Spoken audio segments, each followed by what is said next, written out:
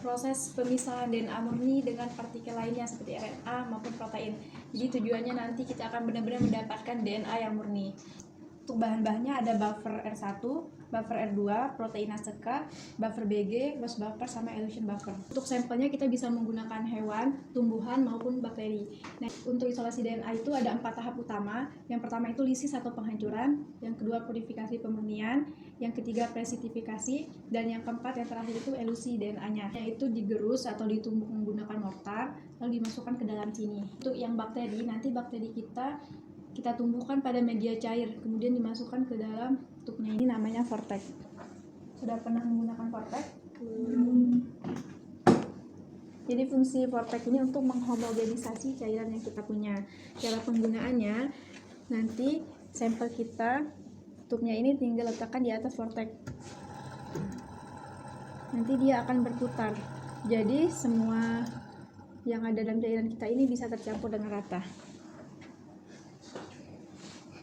Mikropipet. Nah, yang ini namanya mikropipet.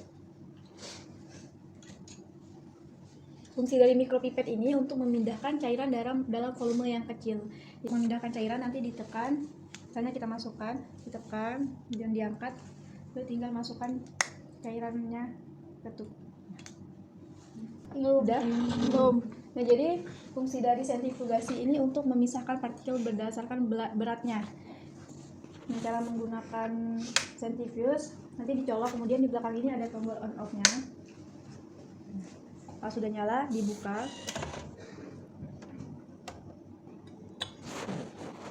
Kemudian tub kita masukkan ke dalam lubang-lubang yang ada di sentrifugasi ini. Nah, untuk hasilnya nanti akan ada endapan. Jadi yang endapannya itu namanya pellet, kemudian cairan di atasnya namanya supernatan. PCR itu polymerase chain reaction.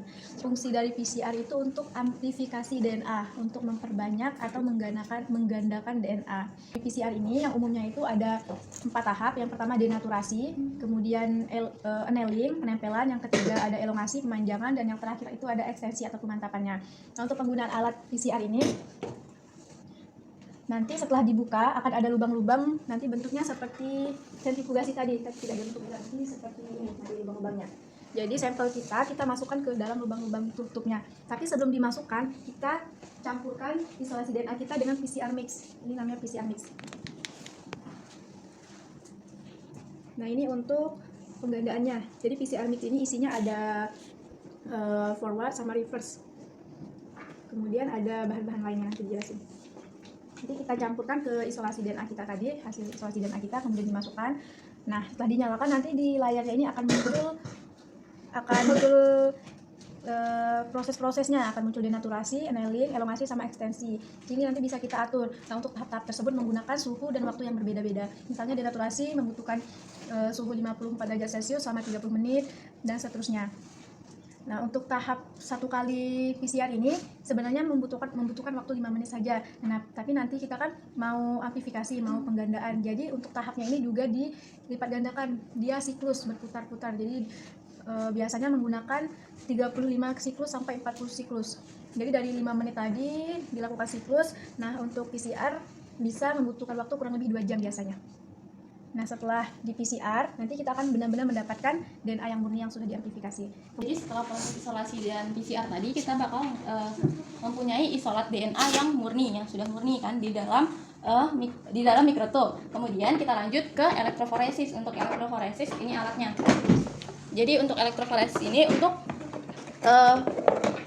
membedakan molekul DNA menurut ukurannya, jadi namanya agar. Jadi untuk elektroforesis alat dan bahan yang digunakan yang pertama ini kit elektroforesis, kemudian ada agaros, kemudian sampel, dan juga DNA ladder. Yang pertama yaitu agaros. Agaros itu untuk cetakannya nanti akan ada di bagian tengah ini. Buatan agarnya, bahan-bahan yang digunakan ada 3. Yang pertama itu ada agaros, ini berupa bubuk. Kemudian ada buffer TAE. Kemudian ada loading dart, maksudnya gel red. Gel red ini berwarna merah sebagai pewarna. Boleh difotoin dulu. Untuk prosedur pembuatan agarosnya, yang pertama agaros dan juga buffer TAE-nya dilarutkan di dalam Erlenmeyer. Pada tahu nggak Erlenmeyer yang mana? Alat Erlenmeyer. Tahu kan?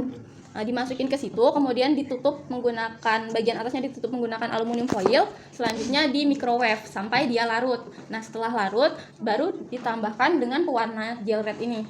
Setelah dimasukkan ke warna gel red, baru dicetak. Nah, untuk agar rose tadi kan berbentuk persegi panjang, itu nyetaknya di dalam sini. Ini ada 2 sisi, salah satu sisi aja yang dipakai. Dimasukkan cetakan yang berwarna bening ini. Kemudian agar rose yang ada di Erlenmeyer tadi dituang ke dalam cetakan yang bagian satunya ini. Kemudian tadi kan ada lubang-lubang yang untuk sampel, sumuran-sumuran sampel. Itu membentuknya dengan menggunakan sisir ini. Dimasukkan ke bagian ujung. Tunggu sampai membeku.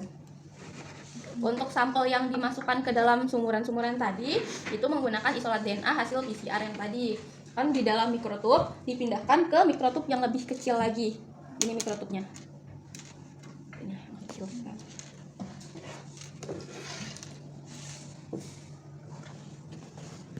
Untuk jumlah yang dimasukkan ke dalam mikrotub yang kecil ini, isolat DNA yang murninya sebanyak 5 mikrolit.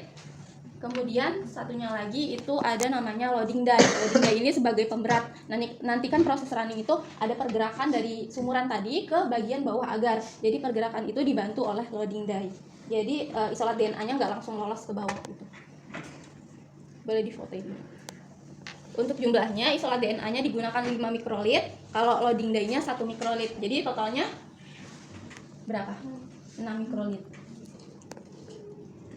Untuk mikropipet yang digunakan itu yang 10 mikrolit. Jadi diatur aja. Udah tahu cara ngatur? Untuk ngaturnya diputar aja. Ini bagian atasnya diputar.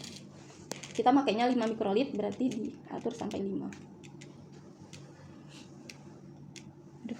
Nah, ini 5 kan. Nanti yang diambil tipnya, ambil dari isolat DNA-nya. Cara ngambil larutan ke dalamnya udah tahu? Jadi ini ditekan dulu, masukin ke dalam larutan. Kalau udah di dalam baru dilepas.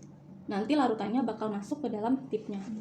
Setelah itu cara masukin ke dalam mikrotub yang lebih kecilnya, ini dimasukkan dulu, kemudian ditekan. Tapi kadang-kadang di dalam tip ini masih ada larutan yang masih tertinggal, kan cuma 5 mikrolit dan itu sedikit banget. Jadi untuk memastikan semua larutan yang pindah ke mikrotub, dia digerakin kayak gini. Sampai benar-benar semua larutannya masuk ke dalam mikrotub.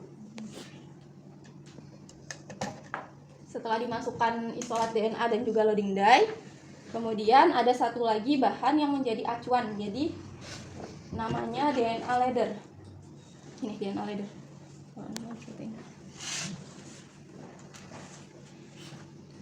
Untuk DNA ladder fungsinya sebagai acuan dari urutan molekul. Tadi kan proses elektroforensis fungsinya untuk menyusun molekul DNA berdasarkan ukurannya. Nah, nanti untuk DNA ladder ini sebagai acuan akan membentuk band seperti ini. Ini ada garis-garisnya kan. Itu dari yang paling atas, dari sumuran ke bawah, itu dari yang tertinggi sampai yang terendah. Jadi misalnya paling atas itu 500 base pair, turun ke bawah 400, 300, 200 sampai ke paling kecil. Kalau yang di sini 50 base pair. Jadi nanti ketika proses running, DNA-nya bergerak ke bawah. Nah, untuk acuannya dengan menggunakan DNA ladder. Kemudian agar rose yang sudah keras tadi misalnya dipindahkan ke cetakan yang di tengah ini. Nanti dipindahin ke sini.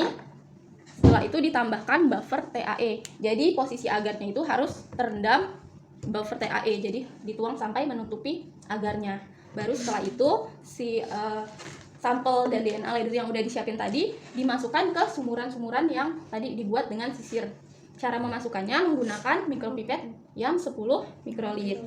Yang paling kiri itu DNA ladder, karena acuannya menggunakan DNA ladder, jadi biar kita tahu berapa ukuran molekulnya mengikuti yang petunjuk ini. Jadi DNA ladder yang paling kiri, baru selanjutnya isolat DNA 1, 2, dan seterusnya.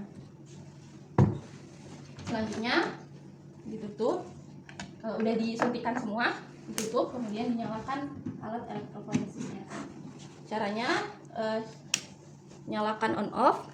Kemudian di sini ada yang menyala 2, itu yang paling atas timer. Ini 3 menurut menit, untuk waktunya mengikuti menit. Jadi ini 30 menit. Cara nambahinnya, yang tanda panah ke atas itu untuk nambahin waktunya, tanda panah ke bawah untuk mengurangi waktunya. Untuk running isolasi DNA biasanya 30 menit maksudnya. Jadi ini 30 menit. Kemudian untuk alat ini menggunakan muatan listrik. Muatan listrik yang digunakan biasanya 100 volt. Untuk di alat ini ada 25, 50, 135 dan 100. Kita menggunakan 100. Setelah itu dipencet run. Nanti isolat DNA dari sumuran bergerak ke bawah mengikuti ukuran molekul. Udah di videoin? Setelah 30 menit nanti kita bakal dapat isolat DNA yang membentuk band sesuai molekulnya, sesuai ukuran molekulnya. Selanjutnya agarnya diambil, kita lanjut ke alat namanya UV transilluminator. Ini alatnya. Agar yang udah di running tadi diletakkan di sini nanti, kemudian ditutup. Agak jauh ya soalnya ini UV. Jadi nanti dia memvisualisasikan molekul DNA yang tadi sudah di running. Kakak nyalain karena UV jadi hati-hati. Nah,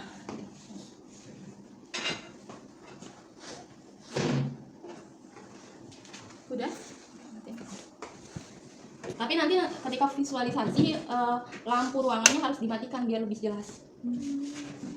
Nanti terbentuk ketika di UV transilluminator bakal terbentuk kayak gini, band-band kayak gini. Kelihatan kan? Yang paling kiri itu DNA ladder, selanjutnya isolat DNA 1, 2, 3 dan seterusnya.